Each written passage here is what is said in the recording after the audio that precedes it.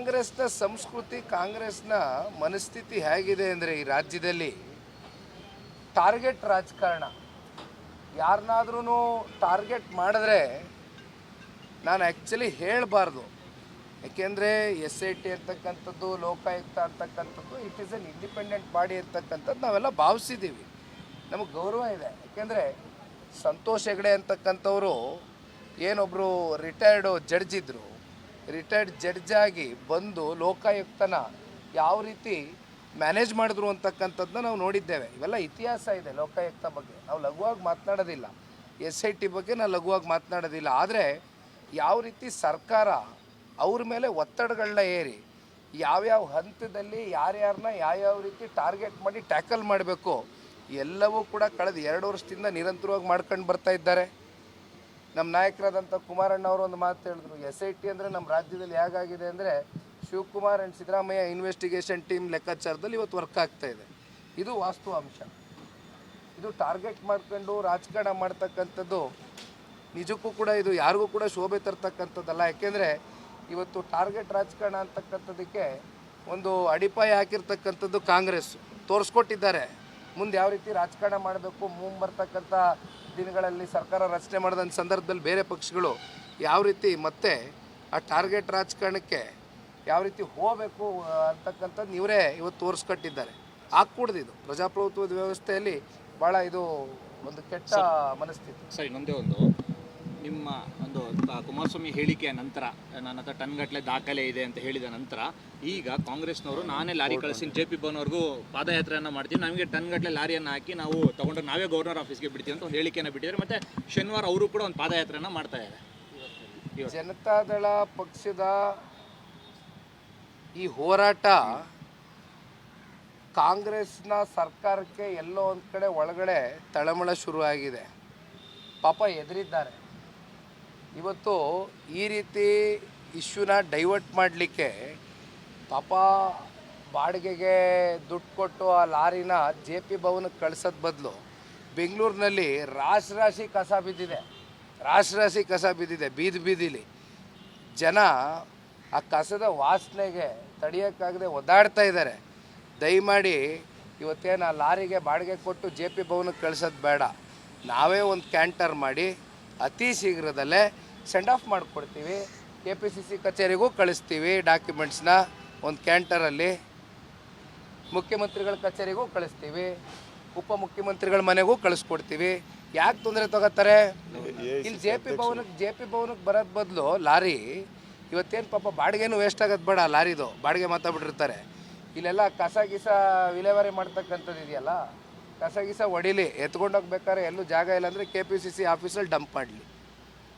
ಇವತ್ತಿನ ಹೋರಾಟ ಹೇಗಿರುತ್ತೆ?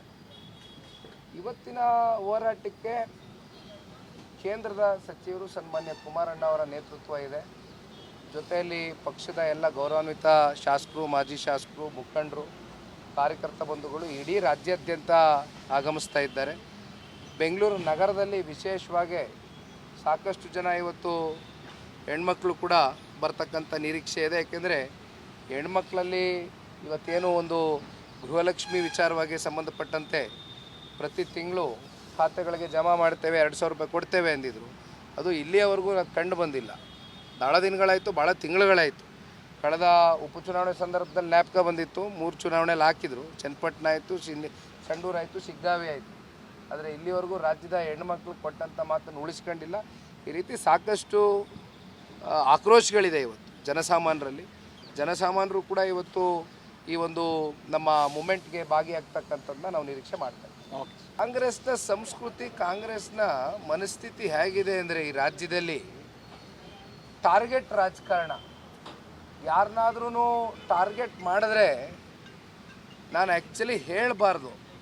ಯಾಕೆಂದರೆ SIT ಅಂತಕ್ಕಂಥದ್ದು, ಲೋಕಾಯುಕ್ತ ಅಂತಕ್ಕಂಥದ್ದು it is N independent body ಅಂತಕ್ಕಂಥದ್ದು ನಾವೆಲ್ಲ ಭಾವಿಸಿದ್ದೀವಿ, ನಮಗೆ ಗೌರವ ಇದೆ. ಯಾಕೆಂದರೆ ಸಂತೋಷ್ ಹೆಗಡೆ ಅಂತಕ್ಕಂಥವರು ಏನೊಬ್ಬರು ರಿಟೈರ್ಡು ಜಡ್ಜ್ ಇದ್ದರು, ರಿಟೈರ್ಡ್ ಜಡ್ಜಾಗಿ ಬಂದು ಲೋಕಾಯುಕ್ತನ ಯಾವ ರೀತಿ ಮ್ಯಾನೇಜ್ ಮಾಡಿದ್ರು ಅಂತಕ್ಕಂಥದ್ದನ್ನ ನಾವು ನೋಡಿದ್ದೇವೆ. ಇವೆಲ್ಲ ಇತಿಹಾಸ ಇದೆ. ಲೋಕಾಯುಕ್ತ ಬಗ್ಗೆ ನಾವು ಲಘುವಾಗಿ ಮಾತನಾಡೋದಿಲ್ಲ, SIT ಬಗ್ಗೆ ನಾವು ಲಘುವಾಗಿ ಮಾತನಾಡೋದಿಲ್ಲ. ಆದರೆ ಯಾವ ರೀತಿ ಸರ್ಕಾರ ಅವ್ರ ಮೇಲೆ ಒತ್ತಡಗಳನ್ನ ಏರಿ ಯಾವ್ಯಾವ ಹಂತದಲ್ಲಿ ಯಾರ್ಯಾರನ್ನ ಯಾವ್ಯಾವ ರೀತಿ ಟಾರ್ಗೆಟ್ ಮಾಡಿ ಟ್ಯಾಕಲ್ ಮಾಡಬೇಕು ಎಲ್ಲವೂ ಕೂಡ ಕಳೆದ 2 ವರ್ಷದಿಂದ ನಿರಂತರವಾಗಿ ಮಾಡ್ಕೊಂಡು ಬರ್ತಾ ಇದ್ದಾರೆ.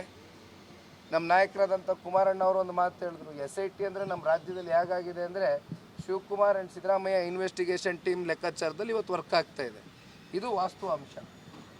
ಇದು ಟಾರ್ಗೆಟ್ ಮಾಡ್ಕೊಂಡು ರಾಜಕಾರಣ ಮಾಡ್ತಕ್ಕಂಥದ್ದು ನಿಜಕ್ಕೂ ಕೂಡ ಇದು ಯಾರಿಗೂ ಕೂಡ ಶೋಭೆ ತರ್ತಕ್ಕಂಥದ್ದಲ್ಲ. ಯಾಕೆಂದರೆ ಇವತ್ತು ಟಾರ್ಗೆಟ್ ರಾಜಕಾರಣ ಅಂತಕ್ಕಂಥದ್ದಕ್ಕೆ ಒಂದು ಅಡಿಪಾಯ ಹಾಕಿರ್ತಕ್ಕಂಥದ್ದು ಕಾಂಗ್ರೆಸ್ ತೋರಿಸ್ಕೊಟ್ಟಿದ್ದಾರೆ.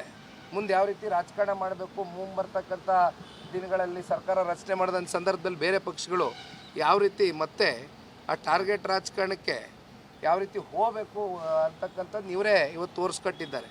ಆಗ್ಕೂಡ್ದು ಪ್ರಜಾಪ್ರಭುತ್ವದ ವ್ಯವಸ್ಥೆಯಲ್ಲಿ ಭಾಳ ಇದು ಒಂದು ಕೆಟ್ಟ ಮನಸ್ಥಿತಿ. ಸರ್, ಇನ್ನೊಂದೇ ಒಂದು, ನಿಮ್ಮ ಒಂದು ಕುಮಾರಸ್ವಾಮಿ ಹೇಳಿಕೆಯ ನಂತರ ನನ್ನ ಹತ್ರ ಟನ್ಗಟ್ಟಲೆ ದಾಖಲೆ ಇದೆ ಅಂತ ಹೇಳಿದ ನಂತರ ಈಗ ಕಾಂಗ್ರೆಸ್ನವರು ನಾನೇ ಲಾರಿ ಕಳಿಸಿ JP ಭವನ್ವರೆಗೂ ಪಾದಯಾತ್ರೆಯನ್ನು ಮಾಡ್ತೀವಿ, ನಮಗೆ ಟನ್ಗಟ್ಟಲೆ ಲಾರಿಯನ್ನು ಹಾಕಿ ನಾವು ತಗೊಂಡ್ರೆ ನಾವೇ ಗವರ್ನರ್ ಆಫೀಸ್ಗೆ ಬಿಡ್ತೀವಿ ಅಂತ ಒಂದು ಹೇಳಿಕೆಯನ್ನು ಬಿಟ್ಟಿದ್ದಾರೆ. ಮತ್ತು ಶನಿವಾರ ಅವರು ಕೂಡ ಒಂದು ಪಾದಯಾತ್ರೆಯನ್ನು ಮಾಡ್ತಾ ಇದ್ದಾರೆ. ಜನತಾದಳ ಪಕ್ಷದ ಈ ಹೋರಾಟ ಕಾಂಗ್ರೆಸ್ನ ಸರ್ಕಾರಕ್ಕೆ ಎಲ್ಲೋ ಒಂದು ಕಡೆ ಒಳಗಡೆ ತಳಮಳ ಶುರುವಾಗಿದೆ. ಪಾಪ ಎದುರಿದ್ದಾರೆ. ಇವತ್ತು ಈ ರೀತಿ ಇಶ್ಯೂನ ಡೈವರ್ಟ್ ಮಾಡಲಿಕ್ಕೆ ಪಾಪ ಬಾಡಿಗೆಗೆ ದುಡ್ಡು ಕೊಟ್ಟು ಆ ಲಾರಿನ JP ಭವನಕ್ಕೆ ಕಳ್ಸೋದ್ ಬದಲು ಬೆಂಗಳೂರಿನಲ್ಲಿ ರಾಶಿ ಕಸ ಬಿದ್ದಿದೆ ಬೀದಿಲಿ. ಜನ ಆ ಕಸದ ವಾಸನೆಗೆ ತಡೆಯೋಕ್ಕಾಗದೆ ಒದ್ದಾಡ್ತಾ ಇದ್ದಾರೆ. ದಯಮಾಡಿ ಇವತ್ತೇನು ಆ ಲಾರಿಗೆ ಬಾಡಿಗೆ ಕೊಟ್ಟು JP ಭವನಕ್ಕೆ ಕಳ್ಸೋದು ಬೇಡ. ನಾವೇ ಒಂದು ಕ್ಯಾಂಟರ್ ಮಾಡಿ ಅತಿ ಶೀಘ್ರದಲ್ಲೇ ಸೆಂಡ್ ಆಫ್ ಮಾಡಿಕೊಡ್ತೀವಿ. KPCC ಕಚೇರಿಗೂ ಕಳಿಸ್ತೀವಿ ಡಾಕ್ಯುಮೆಂಟ್ಸ್ನ ಒಂದು ಕ್ಯಾಂಟರಲ್ಲಿ. ಮುಖ್ಯಮಂತ್ರಿಗಳ ಕಚೇರಿಗೂ ಕಳಿಸ್ತೀವಿ, ಉಪಮುಖ್ಯಮಂತ್ರಿಗಳ ಮನೆಗೂ ಕಳಿಸ್ಕೊಡ್ತೀವಿ. ಯಾಕೆ ತೊಂದರೆ ತಗೋತಾರೆ? ಇಲ್ಲಿ JP ಭವನಕ್ಕೆ ಬರೋದು ಬದಲು ಲಾರಿ ಇವತ್ತೇನು ಪಾಪ ಬಾಡಿಗೆನೂ ವೇಸ್ಟ್ ಆಗೋದು ಬೇಡ. ಲಾರಿದು ಬಾಡಿಗೆ ಮಾತಾಡ್ಬಿಟ್ಟಿರ್ತಾರೆ. ಇಲ್ಲೆಲ್ಲ ಕಸ ವಿಲೇವಾರಿ ಮಾಡ್ತಕ್ಕಂಥದ್ದು ಇದೆಯಲ್ಲ, ಕಸ ಹೊಡಿಲಿ, ಎತ್ಕೊಂಡೋಗ್ಬೇಕಾದ್ರೆ ಎಲ್ಲೂ ಜಾಗ ಇಲ್ಲ ಅಂದರೆ KPCC ಆಫೀಸಲ್ಲಿ ಡಂಪ್ ಮಾಡಲಿ. ಇವತ್ತಿನ ಹೋರಾಟ ಹೇಗಿರುತ್ತೆ? ಇವತ್ತಿನ ಹೋರಾಟಕ್ಕೆ ಕೇಂದ್ರದ ಸಚಿವರು ಸನ್ಮಾನ್ಯ ಕುಮಾರಣ್ಣ ಅವರ ನೇತೃತ್ವ ಇದೆ. ಜೊತೆಯಲ್ಲಿ ಪಕ್ಷದ ಎಲ್ಲ ಗೌರವಾನ್ವಿತ ಶಾಸಕರು, ಮಾಜಿ ಶಾಸಕರು, ಮುಖಂಡರು, ಕಾರ್ಯಕರ್ತ ಬಂಧುಗಳು ಇಡೀ ರಾಜ್ಯಾದ್ಯಂತ ಆಗಮಿಸ್ತಾ ಇದ್ದಾರೆ. ಬೆಂಗಳೂರು ನಗರದಲ್ಲಿ ವಿಶೇಷವಾಗಿ ಸಾಕಷ್ಟು ಜನ ಇವತ್ತು ಹೆಣ್ಮಕ್ಳು ಕೂಡ ಬರ್ತಕ್ಕಂಥ ನಿರೀಕ್ಷೆ ಇದೆ. ಯಾಕೆಂದರೆ ಹೆಣ್ಮಕ್ಳಲ್ಲಿ ಇವತ್ತೇನು ಒಂದು ಗೃಹಲಕ್ಷ್ಮಿ ವಿಚಾರವಾಗಿ ಸಂಬಂಧಪಟ್ಟಂತೆ ಪ್ರತಿ ತಿಂಗಳು ಖಾತೆಗಳಿಗೆ ಜಮಾ ಮಾಡ್ತೇವೆ, 2,000 ರೂಪಾಯಿ ಕೊಡ್ತೇವೆ ಅಂದಿದ್ರು. ಅದು ಇಲ್ಲಿಯವರೆಗೂ ಅದು ಕಂಡು ಬಂದಿಲ್ಲ. ಭಾಳ ದಿನಗಳಾಯಿತು, ಭಾಳ ತಿಂಗಳುಗಳಾಯಿತು. ಕಳೆದ ಉಪಚುನಾವಣೆ ಸಂದರ್ಭದಲ್ಲಿ ಜ್ಞಾಪಕ ಬಂದಿತ್ತು, 3 ಚುನಾವಣೆಯಲ್ಲಿ ಹಾಕಿದರು. ಚನ್ನಪಟ್ಟಣ ಆಯಿತು, ಸಂಡೂರು ಆಯಿತು, ಶಿಗ್ಗಾವಿ ಆಯಿತು. ಆದರೆ ಇಲ್ಲಿವರೆಗೂ ರಾಜ್ಯದ ಹೆಣ್ಮಕ್ಳು ಕೊಟ್ಟಂಥ ಮಾತನ್ನು ಉಳಿಸ್ಕೊಂಡಿಲ್ಲ. ಈ ರೀತಿ ಸಾಕಷ್ಟು ಆಕ್ರೋಶಗಳಿದೆ ಇವತ್ತು ಜನಸಾಮಾನ್ಯರಲ್ಲಿ. ಜನಸಾಮಾನ್ಯರು ಕೂಡ ಇವತ್ತು ಈ ಒಂದು ನಮ್ಮ ಮೂಮೆಂಟ್ಗೆ ಭಾಗಿಯಾಗ್ತಕ್ಕಂಥದ್ದನ್ನ ನಾವು ನಿರೀಕ್ಷೆ ಮಾಡ್ತಾ ಇದ್ದೀವಿ. ಓಕೆ.